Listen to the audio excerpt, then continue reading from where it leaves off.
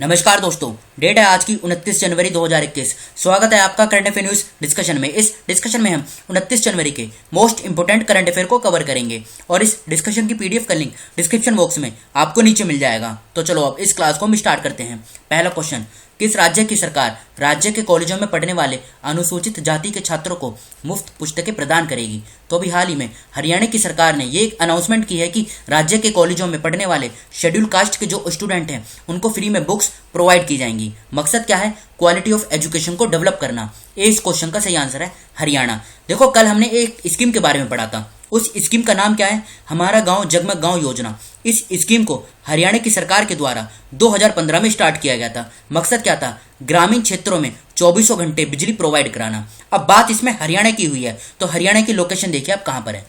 यह है हरियाणा की लोकेशन। देखो, हरियाणा की जो बाउंड्री है, एक तो आता है केंद्र शासित प्रदेश और 5 है राज्य जिसके साथ हरियाणा की सीमा लगती है। यूटी कौन सा है? दिल्ली। और 5 राज्य कौन से हैं? राजस्थान, पंजाब, हिमाचल प्रदेश, उत्तराखंड और उत्तर प्रदेश। इनके साथ हरियाणा की सीमा लगती है। कैपिटल क्या है? हरियाणा और पंजाब दोनों की कॉमन कैपिटल है चंडीगढ़। मुख्यमंत्री कौन है हरियाणा के? मनोहर लाल खट्टर। राज्यपाल कौन है? सत्यदेव नारायण। 22 जिले हैं, लोकसभा की 10 सीट, राज्यसभा की 5, विधानसभा की 90 सीटें हैं। हरियाणा के अंदर यूनिकैमरल लेजिस्लेचर है, मतलब यहाँ पर सिर्फ विधानसभा है। जिस राज्य में विधानसभा प्लस विधान परिषद दोनों होती हैं, जैसे कि उत्तर प्रदेश में, उसे बोलते हैं बाइकैमरल लेजिस्लेचर। मुख्य न्यायाधीश कौन है? देखो, हरियाणा और पंजाब दोनों की कॉमन हाई कोर्ट है। कहां पर? चंडीगढ़ में। और मुख्य न्यायाधीश कौन है? रविशंकर झा। और ये बाउंड्री अभी हमने मैप के माध्यम से बहुत अच्छे से कवर की है। बढ़ते हैं हम अगले क्वेश्चन की तरफ। Second question, greater Noida industrial development authority, short form किया है GNIDA ने प्रधानमंत्री आवास योजना के तहत आर्थिक रूप से कमजोर वर्गों और कम आय वाले समूहों के लिए कितने किफायती घर बनाने का फैसला किया है? बताइए इस क्वेश्चन का क्या आंसर सही है। देखो, greater Noida industrial development authority ने प्रधानमंत्री आवास योजना के तहत, मतलब इसके अंडर, जो आर्थिक रूप से कमजोर वर्ग और कम आय वाले समूहों के लिए 10,000 घर, याद रखेगा 10,000 ऐसे घर जहां पर बेसिक फैसिलिटीज उपलब्ध हों, ये बनाने का फैसला किया है। तो सी इस क्वेश्चन का सही आंसर है 10,000। अब देखो, बात हुई है इसमें प्रधानमंत्री आवास योजना की। ये स्कीम क्या है इसको समझते हैं थोड़ा सा। देखो, ये स्कीम सरकार के द्वारा 2015 में स्टार्ट की गई थी, केंद्र सरकार के द्वारा। मकसद क्या था इसका? मकसद है जरूरतमंद लोगों को ऐसे घर प्रोवाइड कराना जहां पर बेसिक फैसिलिटीज उपलब्ध हों। अब इसके 2 कंपोनेंट हैं। 2 कंपोनेंट कौन से हैं? एक तो है प्रधानमंत्री आवास योजना ग्रामीण, दूसरा कौन सा है? प्रधानमंत्री आवास योजना अर्बन। ग्रामीण में होता है ग्रामीण क्षेत्रों पर फोकस किया जाता है और अर्बन में अर्बन क्षेत्रों पर फोकस किया जाता है। अब बात इसमें ग्रेटर नोएडा की हुई है। ये कहां पर है? उत्तर प्रदेश में। तो उत्तर प्रदेश का जो पिछला करंट अफेयर है उसे हम देख लेते हैं। देखो, पहला पॉइंट क्या बोलता है? पहला पॉइंट है उत्तर प्रदेश की सरकार ने डिजिटल पुस्तकालय की शुरुआत की। सेकंड पॉइंट, उत्तर प्रदेश सरकार ने प्रत्येक जिले में मानव तस्करी विरोधी पुलिस स्टेशन स्थापित करने का निर्णय लिया है। थर्ड पॉइंट, उत्तर प्रदेश के जो राज्यपाल हैं, नाम क्या है? आनंदीबेन पटेल। इन्होंने सेफ सिटी प्रोजेक्ट का उद्घाटन किया। फोर्थ पॉइंट, भारतीय पर्यटक सांख्यिकी के अनुसार उत्तर प्रदेश घरेलू पर्यटक में पहले स्थान पर रहा है। मतलब भारत के अंदर सबसे ज्यादा जो लोग घूमना फिरना पसंद करते हैं वो उत्तर प्रदेश को करते हैं पहले स्थान पे। फिफ्थ पॉइंट, उत्तर प्रदेश की सरकार ने ऐतिहासिक और धार्मिक दौरे के लिए जो देखो लेबर है ना, यानी मजदूर, इनको वित्तीय सहायता प्रदान करने की घोषणा की है। सिक्स्थ पॉइंट, उत्तर प्रदेश की राजधानी लखनऊ के अंदर जो रक्षा मंत्री हैं राजनाथ सिंह, इन्होंने सुपर स्पेशलिटी कैंसर अस्पताल का उद्घाटन किया। 7 पॉइंट, मिशन शक्ति की शुरुआत की गई उत्तर प्रदेश की सरकार के द्वारा।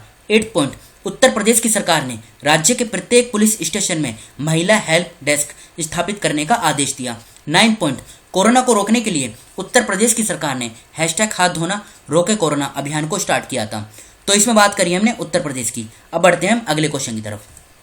वैश्विक जलवायु संकट सूचकांक 2021 में भारत किस स्थान पे है? तो देखो, सबसे पहले तो आप ये जान लीजिए इस इंडेक्स को जारी कौन करता है। एक है जर्मन वॉच। जर्मन वॉच ये कहां पर स्थित है? ये जर्मनी के बोन में है, यहां पर ये लोकेटेड है। फिर से बोलता हूं, जर्मन वॉच जो जर्मनी के बोन शहर में स्थित है, इसने इस इंडेक्स को जारी किया है, ग्लोबल क्लाइमेट रिस्क इंडेक्स 2021। इस इंडेक्स में ये दर्शाया गया है कि देखो 2019 के लिए इस इंडेक्स को जारी किया गया है। सबसे पहले तो आप ये जान लीजिए 2019 के अंदर क्लाइमेट चेंज से सबसे ज्यादा जो देश प्रभावित हुए हैं उसमें जो भारत है अपना भारत ये 7वें स्थान पे रहा है। तो सी इस क्वेश्चन का सही आंसर है, यही तो इसमें पूछा गया है। अब भारत तो 7वें स्थान पे रहा है, पहले पे कौन सा रहा है? मोजाम्बिक, दूसरे पे जिम्बाब्वे, तीसरे पे बहामास, फोर्थ पे जापान, 5वें पे मालावी और 6th पे अफगानिस्तान। देखो ये शुरू के 3 याद रखेगा, मोजाम्बिक, जिम्बाब्वे और बहामास याद रखेगा, इंपॉर्टेंट है। इस इंडेक्स में ये दर्शाया जाता है कि वेदर रिलेटेड जो मतलब प्रभाव होता है और उसका जो नुकसान होता है, इसको इस इंडेक्स में दर्शाया जाता है। वेदर रिलेटेड जैसे कि देखो स्टॉर्म आ गया, फ्लड, हीट वेव्स, इनसे जो नुकसान होता है और जो इसका इम्पैक्ट होता है उसको इस इंडेक्स के अंदर दर्शाया जाता है। तो याद रखेगा भारत इसमें 7वें स्थान पर रहा है। बढ़ते हैं हम अगले क्वेश्चन की तरफ। तमिलनाडु के मुख्यमंत्री ने 27 जनवरी 2021 को किस शहर में जयललिता स्मारक का उद्घाटन किया? तो देखो तमिलनाडु के जो मुख्यमंत्री हैं, नाम क्या है? इदप्पड़ी के पलानीस्वामी। इन्होंने 27 जनवरी 2021 को तमिलनाडु के चेन्नई शहर में जयललिता स्मारक का उद्घाटन किया। याद रखेगा यहाँ पर है एक मैरीना बीच, और ये जो मैरीना बीच है इसके तट पर तकरीबन 9 एकड़ का जो भूमि है, याद रखेगा 9 एकड़ लैंड में 79 करोड़ रुपए की लागत से इस स्मारक को बनाया जाएगा, जयललिता मेमोरियल को। याद रखें, देखो यहाँ पे गलत लिख किया है, जयललिता मेमोरियल को कितनी लागत आएगी इसमें? 79 करोड़ रुपए लागत आएगी इसमें। याद रखेगा, इंपॉर्टेंट है ये क्वेश्चन। तो ए इस क्वेश्चन का सही आंसर है चेन्नई। अब देखो बात इसमें तमिलनाडु की हुई है, तो तमिलनाडु का जो पिछला करंट अफेयर है उसे हम देख लेते हैं एक बार। इंडियन टूरिस्ट स्टैटिस्टिक्स, इस रिपोर्ट के अनुसार तमिलनाडु जो है फॉरेन टूरिज्म में पहले स्थान पे है। मतलब क्या है? देखो बाहर से जो लोग सबसे ज़्यादा जो भारत में घूमना फिरना पसंद करते हैं वो तमिलनाडु को पहले स्थान पे करते हैं। अभी हमने पढ़ा था डोमेस्टिक टूरिज्म के बारे में, उसमें उत्तर प्रदेश पहले स्थान पे था। सेकंड पॉइंट, एमएसएमई सेक्टर में एम्प्लॉयमेंट प्रोवाइड कराने में तमिलनाडु दूसरे स्थान पे रहा है। तमिलनाडु के मुख्यमंत्री इदप्पड़ी के पलानीस्वामी ने 3 मोबाइल अम्मा कैंटीन का उद्घाटन किया, जहां पर सब्सिडाइज प्राइस में फूड मिल सकेगा। फोर्थ पॉइंट, तमिलनाडु के अंदर फोन कंपोनेंट मैन्युफैक्चरिंग प्लांट को सेटअप करने के लिए टाटा ग्रुप 5000 करोड़ रुपए इन्वेस्ट कर रहा है। 5वां पॉइंट, तमिलनाडु की सरकार ने स्मार्ट ब्लैक बोर्ड स्कीम को लॉन्च किया था। 6 पॉइंट, लगातार 6ठी बार ऑर्गन डोनेशन में तमिलनाडु पहले स्थान पर रहा है। बढ़ते हैं हम अगले क्वेश्चन की तरफ, लेकिन उससे पहले तमिलनाडु की लोकेशन देख लीजिए आप कहाँ पर है। यह है तमिलनाडु की लोकेशन। इसकी अगर हम आसपास के राज्यों की बात करें, केरला, कर्नाटका, आंध्र प्रदेश, इनके साथ तमिलनाडु की सीमा लगती है। कैपिटल क्या है? अच्छा ये बताइए तमिलनाडु की। तो देखो कैपिटल है इसकी चेन्नई। मुख्यमंत्री कौन है? इदप्पड़ी के पलानीस्वामी। राज्यपाल कौन है? बनवारीलाल पुरोहित। 38 जिले हैं, लोकसभा की 39 सीट, राज्यसभा की 18, विधानसभा की 234 सीटें हैं। चेन्नई में इसकी हाईकोर्ट है, जहाँ के मुख्य न्यायाधीश कौन है? अमरेश्वर प्रताप शाही।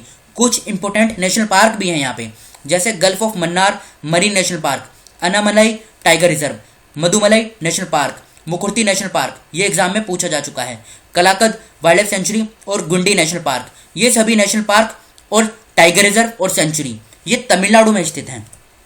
आकाश एनजी मिसाइल का सफलतापूर्वक परीक्षण कहाँ किया गया है? देखो इसको थोड़ा हम डिटेल में समझते हैं। भारत का एक प्रोग्राम है, नाम क्या है? Integrated guided missile development programme. फिर से बोलता हूँ, integrated guided missile development programme. इसको अप्रूवल कब मिला था? 1983 में। मकसद क्या है? मकसद है मिसाइल टेक्नोलॉजी के क्षेत्र में अपने आप को आत्मनिर्भरता बनाना, ये इसका मेन मकसद है। अब देखो इसके अंदर भारत 5 मिसाइलें डेवलप करता है। कौन कौन सी? पहले नंबर पे पृथ्वी, दूसरे पे कौन सी है?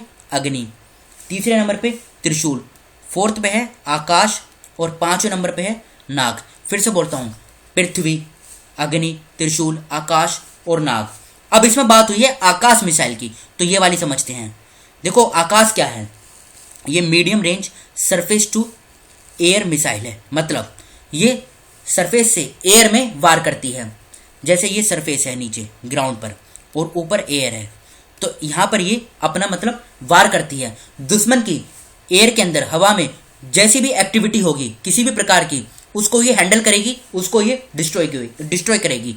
अब देखो ये जो आकाश एनजी है, इसका मतलब क्या है? एनजी का मतलब है न्यू जेनरेशन, मतलब ये इसकी नई जनरेशन है। तो पुरानी वाली जो आकाश है, इसकी जो रेंज थी ना, ये थी 30 किलोमीटर, और इसका जो मतलब कैरी हेड थी, इसकी जो कैपेसिटी थी वो थी 60 किलोग्राम। अब ये जो नई वाली बनाई गई है आकाश एनजी यानी आकाश न्यू जेनरेशन, इसकी जो रेंज रखी गई है ये 80 किलोमीटर रखी गई है, इसीलिए तो इसका नाम एनजी रखा है, न्यू जेनरेशन। अब ये न्यूज़ में क्यों है? न्यूज़ में ये इसलिए है क्योंकि उड़ीसा का जो चांदीपुर इंटीग्रेटेड टेस्ट रेंज है वहां से इसका सफलतापूर्वक परीक्षण किया गया है। तो 20 क्वेश्चन का सही आंसर है उड़ीसा। समझ गए ना, इसको हमने डिटेल से पढ़ लिया है। देखो यहाँ पर सिर्फ हमने आकाश के बारे में पढ़ा है, आगे चलकर कभी दूसरी मिसाइल का जिक्र आएगा तो हम उस मिसाइल के बारे में फिर डिटेल से पढ़ेंगे। तो अब बढ़ते हैं हम अगले क्वेश्चन की तरफ। 28 जनवरी 2021 को भारत के सीरम इंस्टीट्यूट द्वारा निर्मित कोविशील्ड टीकों की 5 लाख खुराक वाली एक खेप किस देश में पहुंची है? बताइए। तो देखो इस क्वेश्चन का सही आंसर है श्रीलंका। सी इस क्वेश्चन का सही आंसर है। 28 जनवरी 2021 को भारत के सीरम इंस्टीट्यूट द्वारा निर्मित कोविशील्ड टीकों की 5 लाख खुराक वाली एक खेप श्रीलंका पहुंची है।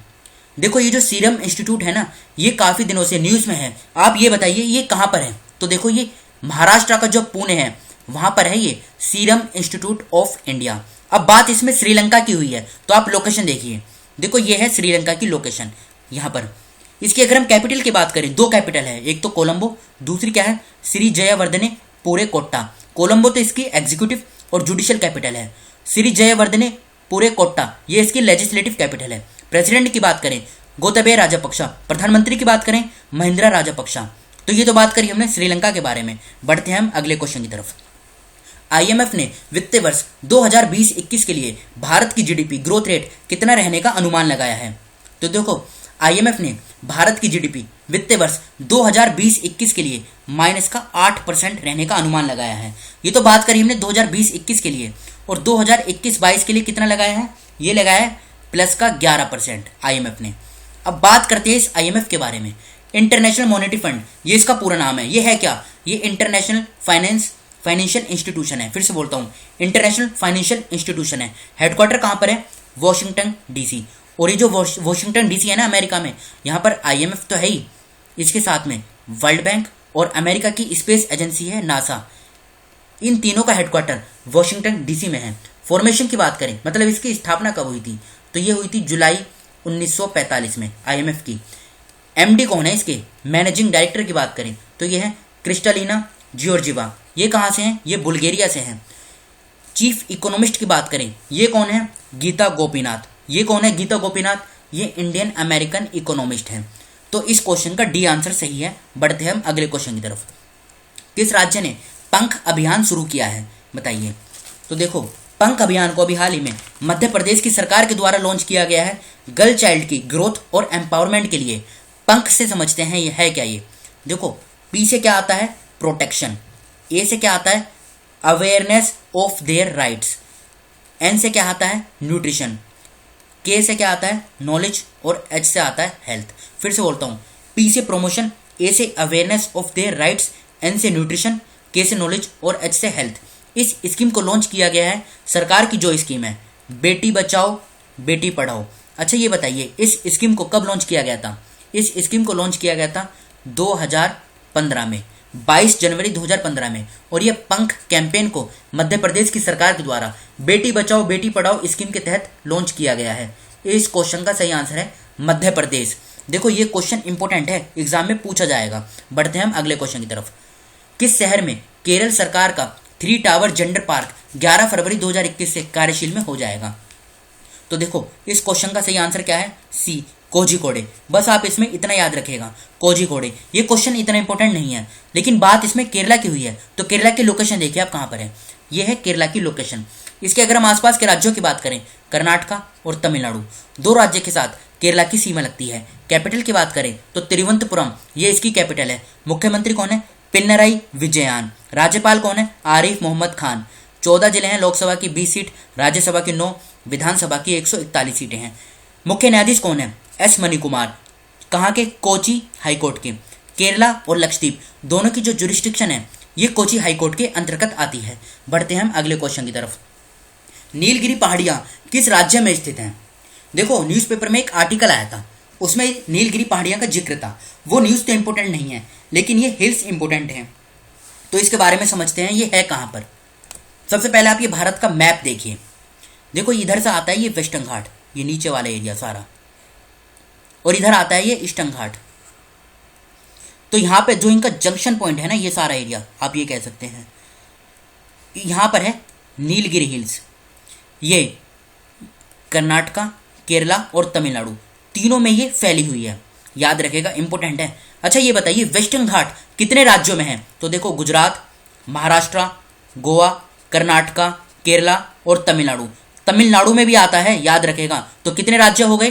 टोटल हो गए 6 राज्य हैं। गुजरात, महाराष्ट्र, गोवा, कर्नाटका, केरला और तमिलनाडु, 6 राज्यों में वेस्टर्न घाट फैला हुआ है।